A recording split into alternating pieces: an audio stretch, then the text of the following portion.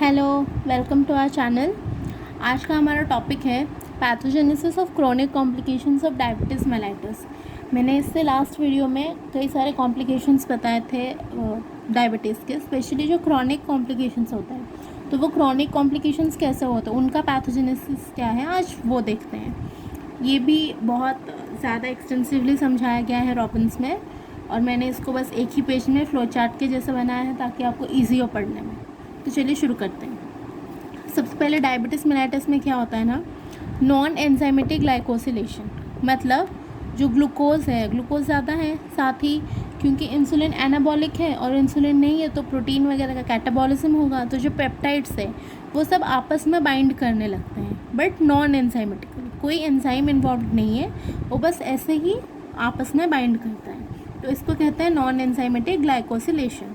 उससे क्या होगा, जब वो एक साथ बाइंड कर रहे हैं तो वो पहले एक लेबाइल स्ट्रक्चर बनाएंगे जो कि है शीफ बेसिस, और फिर बाद में जाके वो स्टेबल होते हैं, और जब स्टेबल होते हैं तब हम उनको बोलते हैं एडवांस्ड ग्लाइकेशन एंड प्रोडक्ट्स, क्योंकि यहाँ पे ग्लाइकेशन हुआ और ये एडवांस स्टेज में आ गया तभी स्टेबल है, और एक ग्लाइकेशन का एंड प्रोडक्ट है जिसको शॉर्ट फॉर्म में AGES भी कहते हैं, AGE, advanced glycation end products. अब एक बार ये एज बन गया ना, उसके बाद ये दो तरीके से काम करता है, या तो इसका डायरेक्ट एक्शन है, दूसरा ये अपने स्पेसिफिक रिसेप्टर के साथ बाइंड करके काम करता है, जिसको बोलते हैं RAGE। R है रिसेप्टर के लिए। पहले डायरेक्ट एक्शन देख लेते हैं। डायरेक्ट एक्शन में क्या होगा कि ये जो एंड प्रोडक्ट्स बने ना ग्लूकोज और पेप्टाइड के, वो क्रॉस लिंक करेंगे विद एक्स्ट्रा सेलुलर मैट्रिक्स के प्रोटीन्स के साथ। एक्स्ट्रा सेलुलर मैट्रिक्स में कई सारे प्रोटीन्स हैं, तो उनके साथ ये एजेस जो हैं ये क्रॉस लिंक करेंगे, और क्रॉस लिंक करने के बाद क्या होगा, collagen type 1 in large vessel, collagen type 4 in basement membrane. मतलब ये कोलेजन जो होता है ये ECM में रहता है, एक्स्ट्रा सेलुलर मैट्रिक्स का प्रोटीन है, तो ये उनके साथ क्रॉस लिंक करेंगे। जब लार्ज वेसल में वो क्रॉस लिंक करेंगे तो इलास्टिसिटी वेसल्स का कम हो जाएगा, इलास्टिसिटी कम होगा तो वो प्रोन हो जाएगा एंडोथेलियल इंजरी के लिए। अब वेसल्स में इजीली इंजरी हो सकता है। अब दूसरा क्या है, बेसमेंट मेम्ब्रेन में, बेसमेंट मेम्ब्रेन में कोलेजन टाइप 4 होता है। जब बेसमेंट मेम्ब्रेन में वो क्रॉस लिंक करते हैं तब बेसमेंट मेम्ब्रेन भी लूज़ होने लगेगा, तो वहाँ से फ्लूइड बाहर आ सकता है, तो इंक्रीज्ड एक्सट्रावेसेशन ऑफ फ्लूइड, लीकेज होगा।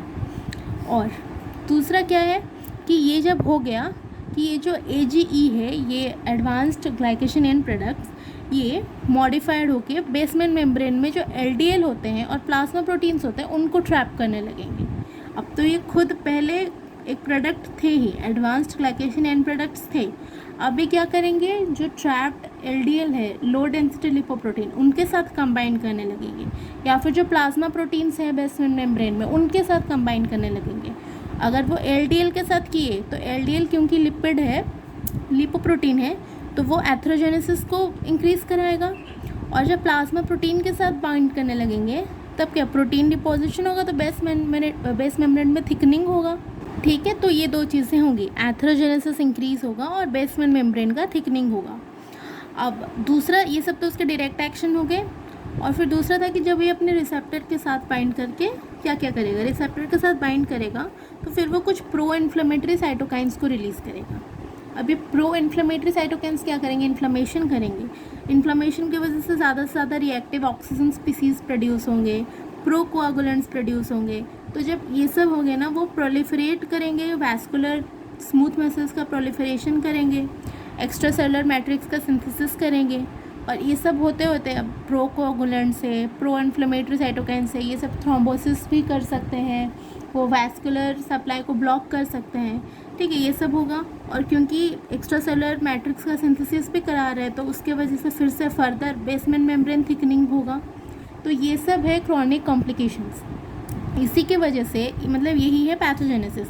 इसी के वजह से क्या होता है, थिकनिंग होता है, एथेरोजेनेसिस होता है, इडीमा वगैरह होता है, एंडोथेलियल इंजरी होता है, और साथ ही क्योंकि प्रोकोगुलेंट ज़्यादा है तो थ्रोम्बोसिस वगैरह होता है, आर्टेरियोस्क्लेरोसिस वगैरह होता है, नेफ्रोस्क्लेरोसिस किडनी में, ऑल्सो डायबिटिक न्यूरोपैथी, नेफ्रोपैथी, सबके पीछे का पैथोजेनेसिस यही है कि वो इसी तरह से काम करते हैं। पहले कुछ ग्लाइकेटेड एंड प्रोडक्ट्स बनते हैं, फिर उनके कुछ डायरेक्ट एक्शंस होते हैं कोलेजेंस के साथ, फिर कुछ स्पेसिफिक एक्शंस होते हैं रिसेप्टर के साथ बाइंड करके। बस यही है पैथोजेनेसिस ऑफ क्रॉनिक कॉम्प्लिकेशंस। और अगर आपको नोट्स चाहिए तो मैं इंस्टाग्राम पेज में दे दूँगी, प्लीज़ आप वहाँ पे भी हमको फॉलो कर लीजिए। और अगर वीडियो अच्छा लगा हो तो लाइक करना, शेयर करना, सब्सक्राइब करना। And see you in the next one. Thank you so much for watching.